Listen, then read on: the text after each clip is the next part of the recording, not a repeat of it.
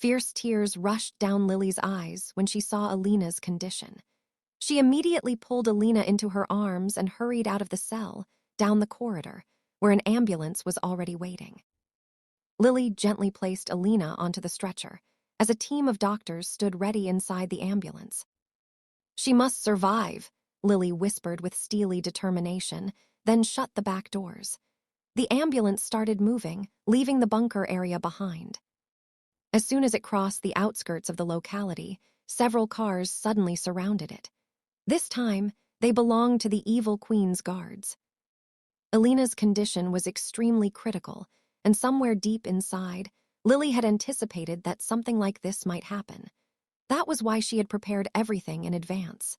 Elena's personal medical team was already inside the ambulance waiting outside the bunker. The driver had strict instructions to wear full protective gear and to stop only at the airport, no matter what happened. Lily wanted Alina safe at any cost. By hook or by crook meant that she was 99% sure she would prove Alina innocent. But if fate turned against her, she was ready to help Alina escape Canada so the system could no longer touch her once she was abroad. The ambulance sped toward International Airport under complete Z-level security. Meanwhile, Lily remained behind in Vancouver, still needed answers. She re-entered the bunker and called over one of the officers standing near Clare's cabin. "I want to know everything. What happened in the last few hours, how Alina ended up in such a condition, and where the hell Clare is," she demanded coldly. "I'm sorry, ma'am, but I'm not authorized to disclose anything that happened within the walls of the bunker," the officer replied, lowering her head respectfully. "I have orders from higher authorities to interrogate," Lily said firmly, of course, lying to extract the truth. "If not you, I can get all this information out of someone else, but in the process, you'll definitely lose your uniform. So are you going to speak or not?" "And no, ma'am. We'll tell you everything. Please don't file a complaint," the officer stammered nervously. She then began revealing every detail: how Clare had first offered Alina clothes and food, how she fabricated the story of Lily's death, how she forced a confession, and how all of it led to Alina ending up in such a horrific condition. As Lily listened to the entire account, a storm of emotions churned inside her, but anger and rage dominated them all. Her fists clenched tightly, her teeth grinding as she hissed. "Where is Clare?" She left for Toronto a short while ago," the officer replied. Hearing this, Lily immediately stepped outside into the open air. She pulled out a keypad phone from a hidden pocket inside her jacket, switched it on, then removed a SIM card, clearly a new one, and carefully inserted it into the phone. "I never wanted to choose this path," Lily muttered, her eyes bloodshot red. "But you've left me no other option. If you can stoop this low and sell your conscience, then so be it. Now I'll show you what real brutality looks like, because the game is about to turn." She dialed a number and placed the call. "Hello." The call lasted around 3 minutes. For most of the time, Lily was the one speaking, issuing firm instructions to the person on the other end. Once the call ended, she got into her Jeep and ordered the driver to head toward Toronto. Meanwhile, Clare was driving along the outskirts of a village. She had a flight scheduled in about an hour from the next city. A mask of pride rested on her face, convinced that she had finally defeated the evil queen. She imagined her promotion and sudden fame just hours away. What she didn't know was that something far darker was already moving toward her. The area Clare was driving through was deserted, which was one of the reasons she was speeding. Suddenly, her phone rang. She stretched out her hand to answer the call, when, in the very next second, a loud gunshot echoed. Before she could process what had happened, the car lost balance. Clare slammed the brakes, but they refused to respond.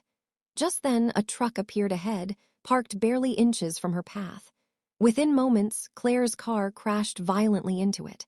The bumper and outer body were completely shattered, and Clare lost consciousness at the moment of impact. By that time, the ambulance had reached the airport, where Alina's private jet was ready for departure, but not to USA. When Lily discovered the involvement of the USA government in Alina's destruction, she changed the entire plan. With Karina's help, Alina's central base was shifted to Romania. Everything had already been arranged in Romania, from property to high-level security. Alina's most trusted staff, along with Karina and Victor, had reached there in advance. The only thing left was the arrival of the evil queen into her new empire. Elena was carefully transferred from the ambulance to her private jet while the doctors continued treating her. The stitches on her forehead had already been done inside the ambulance, and she was kept under close observation. Her food intake had been severely disrupted during her time in the cell, leading to multiple complications, including dangerously low blood sugar levels. The aircraft took off smoothly toward Romania. It marked the beginning of a new chapter for the evil queen. She was finally out of the mud. But as the saying goes, change is the law of nature. And this change was bound to leave its mark on the evil queen as well. Hours passed. Lily successfully reached Toronto and headed straight toward a confidential den, known only to powerful politicians and the most trusted officers of the system. As Lily reached the den, she was informed that, just like before, a meeting was still in progress and she would have to wait until further orders. But Lily was visibly impatient. She kept glancing at her watch, tapping her foot continuously, when suddenly she received a call from inside. Without wasting a second, she entered the hall. As before, everyone was seated around the round table. The moment Lily stepped in, everyone rose to their feet, including the minister and the premier, and greeted her with joined hands and loud applause for Officer Lily Anderson. Deep down, however, Lily felt no joy in the appreciation. She knew she herself had been a major reason behind the suffering of a pure soul. Still, she managed a faint smile for those congratulating her. "Officer Lily Anderson, you have no idea how proud we all are of you," the premier began. "You have truly served our country. The person we considered guilty for so long turned out to be completely righteous. We are glad that we reached the root of the truth and discovered that all the accusations against Alina Armstrong were baseless. She was deliberately framed from multiple directions. The real culprit was Spider, who misused Alina's past business partnership and continued illegal activities in her name. Spider is no longer alive, but because of his actions, an innocent woman suffered immensely. What fills us with the greatest pride is that you saved us all from punishing an innocent person. Otherwise, our legal system would have been forever stained. After reviewing all the evidence, we hereby declare Alina Armstrong not guilty and grant her a complete clean chit." As the premier concluded, those final words were exactly what Lily had been waiting to hear. Not guilty. They felt like a new life. She was relieved that, despite her grave mistake, she had not allowed a permanent stain to be placed on Alina's character. "Thank you so much, sir, and everyone present here, for the appreciation," Lily replied, her happiness evident in her voice. "To be honest, I could not have done this without all of you. If you hadn't given me the chance to investigate the case in detail, a terrible injustice might have been committed by our own hands. But now, this is what we call a happy ending. We have recommended your name to the Honorable President for the National Bravery Award," the premier said. "You will be honored in front of the entire nation, Miss Anderson. If there is anything else you wish to ask for, please feel free to say so." Sir, it feels a little awkward to say this," Lily replied hesitantly. "But you did mention something about a vacation after the case, so just that." "Then why hesitate?"